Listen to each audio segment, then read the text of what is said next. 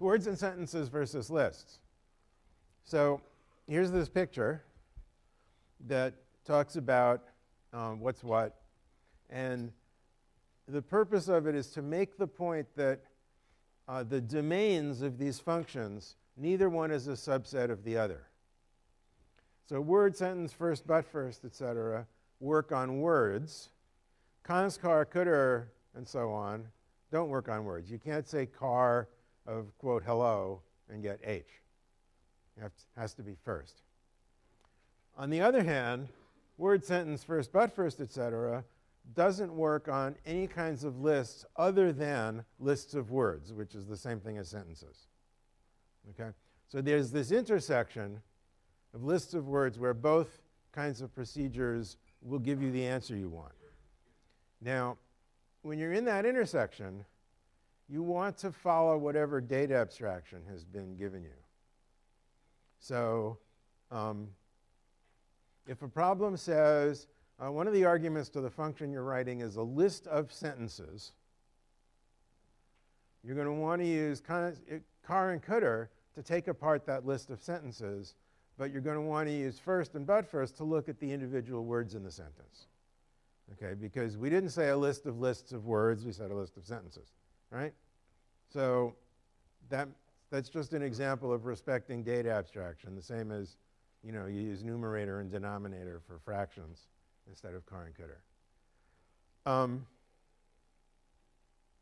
Okay, higher order functions for lists. You've seen every, keep, and accumulate.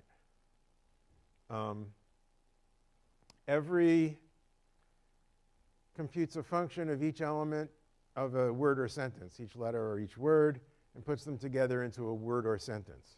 Keep takes a word or sentence and returns a subset, either a smaller word or a smaller sentence, that for which some predicate that you give it returns true.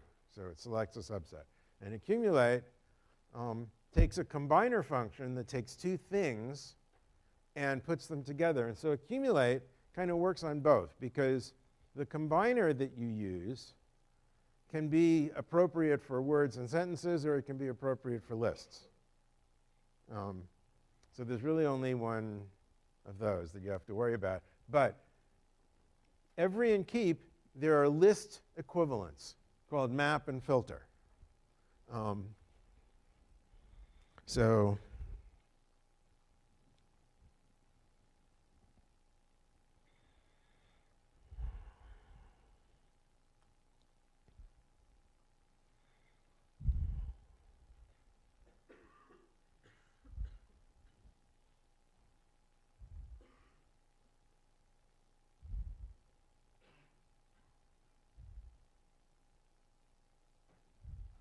Oops.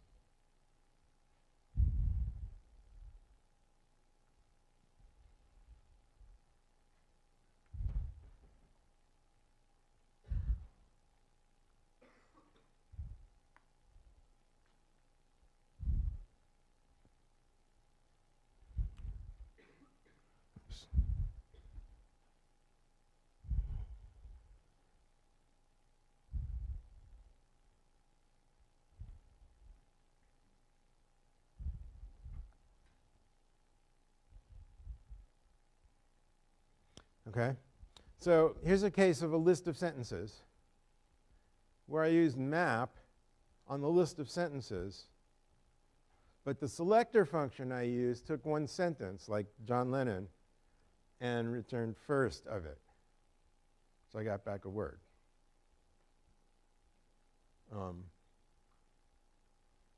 So that's just an example of using map, and I think it's obvious how the rest of this goes.